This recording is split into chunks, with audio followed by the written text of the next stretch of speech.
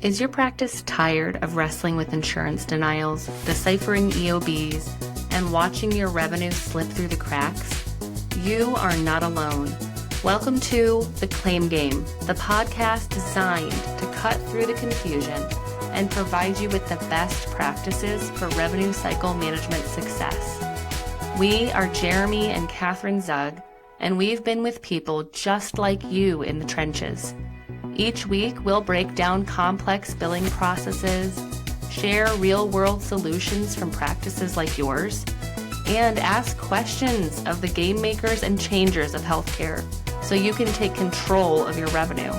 Let's turn those claim denials into deposits and help you return to focusing on patient care. It's time to win the claim game.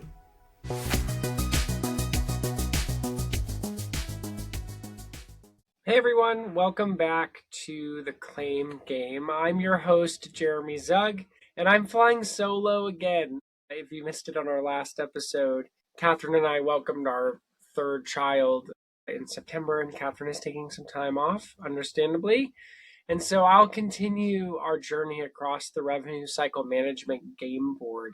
This is the podcast that simplifies the complex landscape of RCM, giving you the real strategy and practical tips to help you win the claim game and get back to doing the clinical work you love and the reason for why you got into this in the first place. In this season, we've been breaking down the 6 core elements of RCM, or revenue cycle management. And for the last few episodes, we've been firmly planted in the eligibility and benefits territory. We want to think of eligibility and benefits like checking inventory or reading a rule book before embarking on a major journey or a new game or building that IKEA furniture that you so hate or love, I guess. I guess you would love it.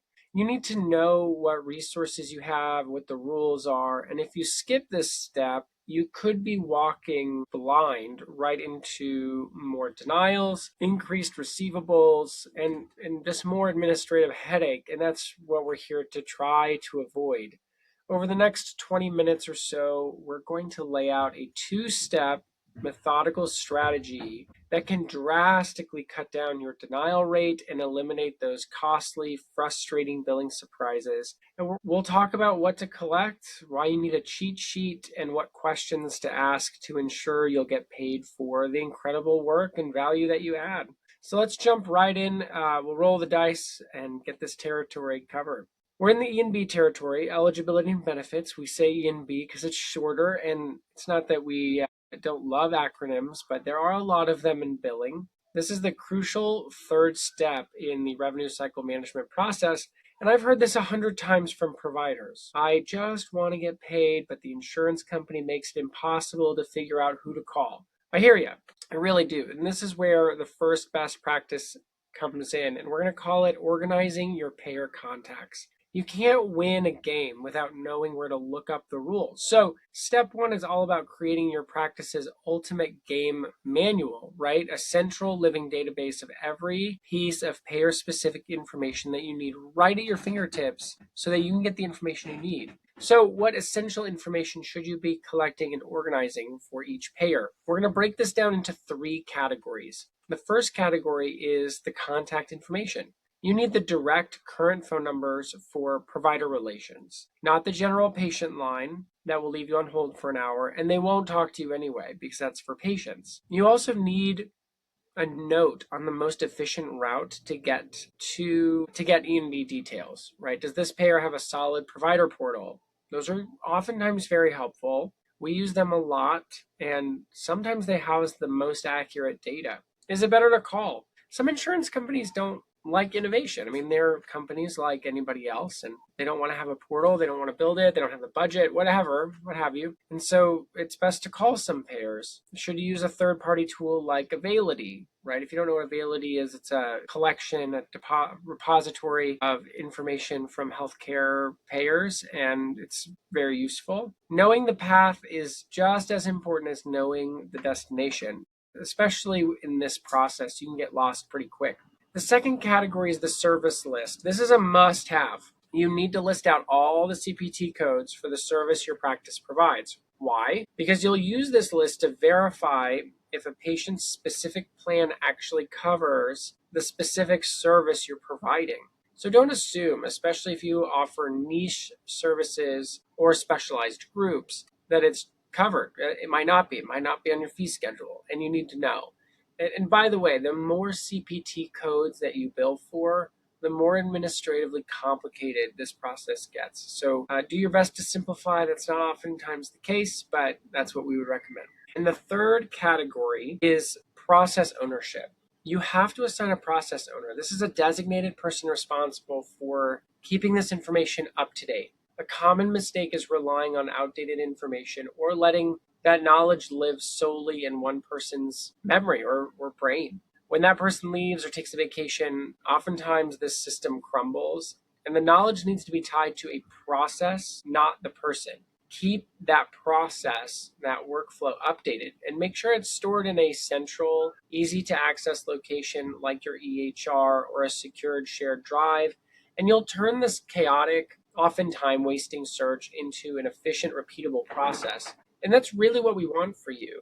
At Practice Solutions, we don't want you to have to hunt and peck and find the information that you need or resources or phone numbers. We want you to have a replicable billing system that scales with you or scales down with you, whatever you want to do with your organization. But these processes need to be repeatable. One of the worst parts of my job, seeing practices lose revenue, not because of bad care, but because their notes didn't back it up. If you're billing insurance, you already know that your notes are your defense. So if your documentation falls short, clawbacks, appeals, and a whole lot of headaches feel inevitable. One of the best parts of my job, empowering our clients to focus on their practice, not payer back and forth. A big part of that has been discovering Blueprint, an AI assistant purpose-built for mental health care. In other words, made by therapists for the way therapists work. I've seen folks start using Blueprint to help with getting progress notes done faster,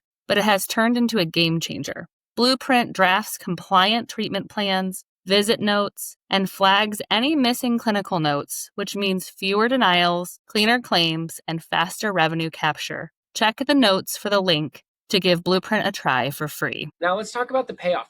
Why in the world would you do any of this? This process, eligibility and benefits, prevents a single frustrating mistake. And it's submitting a claim that was DOA, right? It was dead on arrival. That thing was never going to pay the moment you hit submit and it landed in the system at the insurance company. An eligibility and benefit check should never be skipped. It is foundational. It makes sure that you have the best information at your fingertips at the time that you call. It can prevent delays and denials and hopefully keep your revenue feeling stickier in your bank account.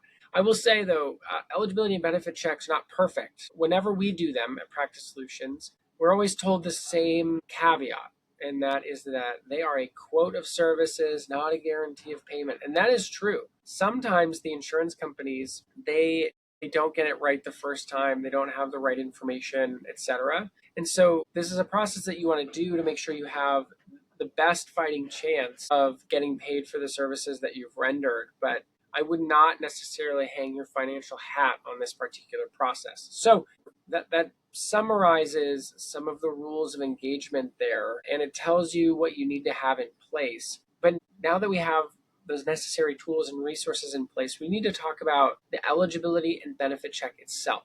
So we've built the manual, right, our resource for how to verify.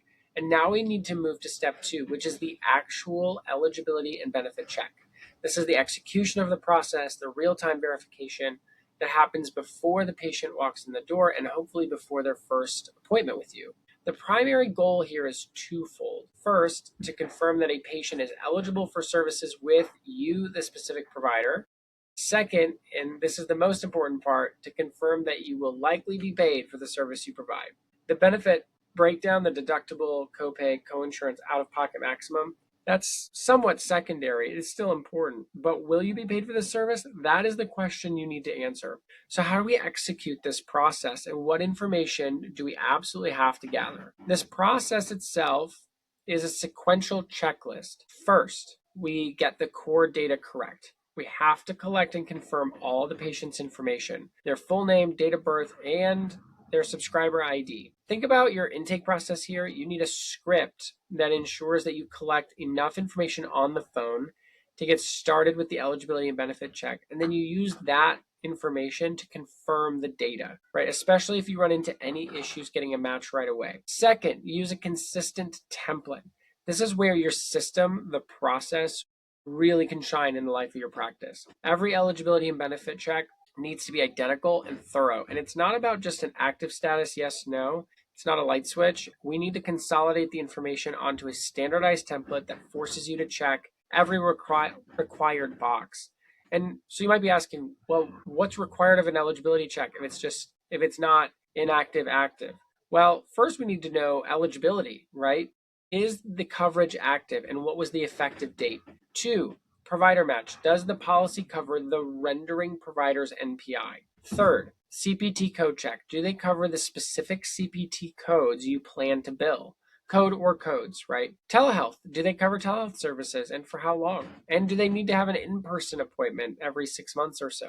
And finally, prior authorization and referral. Are there any prior authorization requirements? Those are all information that you need to know that if you don't know, puts you at a substantial disadvantage to getting paid. And third, we need to gather the financial details. This is where you get the specifics you'll use to set financial expectations with your client. The deductible, the copay, coinsurance, and out-of-pocket max, and whether or not they have an individual and family plan. You also need to confirm if they have a primary and secondary insurance plan, which leads to coordination of benefits. Now let's talk about the consequences of not collecting this information. I know it sounds like a lot, but I promise that if you follow a similar repeatable process every time, you'll be able to get similar results. So consequences for not getting this information. So failing to get the information here, failing to get it right, can lead to 2 major denial types. 1, services not covered, either not covered because the CPT code is not listed on your fee schedule,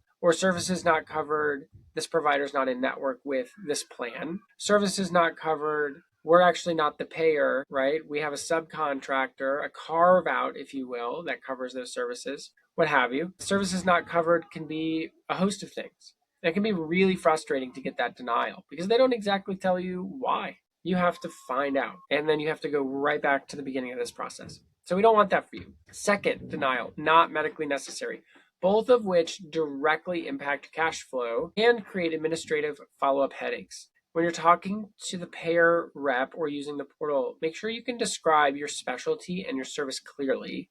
Hopefully you have your CPT code list, but if you don't articulate what you need clearly, the representative or the system you're giving you the most accurate information won't necessarily be possible. So be clear, be concise, be accurate, so that you can get the most accurate information back. And here's a tip I can't emphasize enough. You need to have some fighting power if a denial comes in incorrectly. So this means you get a date for when you got the eligibility check, a rep name if you called, and a reference number for every single eligibility and benefit check you complete. Those details really are your sword and shield, right? When you have to appeal a denial that contradicts what you were told, especially if an insurance company records all their calls. We've seen that a bunch of times with practices that we bill for. We do an eligibility check, or we do a string of eligibility checks for the same plan. We're told wrong information, and we're able to appeal denials based on that incorrect information. That is a defensive measure against revenue not coming into your bank account.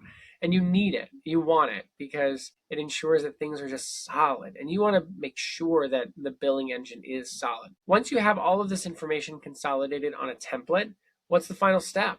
You put it into an easy to view location within your electronic health record, and you use it to update the patient financial amounts both permanently and for all the upcoming appointments. The eligibility and benefit check is not helpful if it's not useful. So it must drive the patient's financial balance and claim submission. And finally, this isn't a one and done deal. It's a best practice to verify with the patient that their address and insurance plan are still current, and to check benefits at least annually when the plan renews. This process is a continual loop.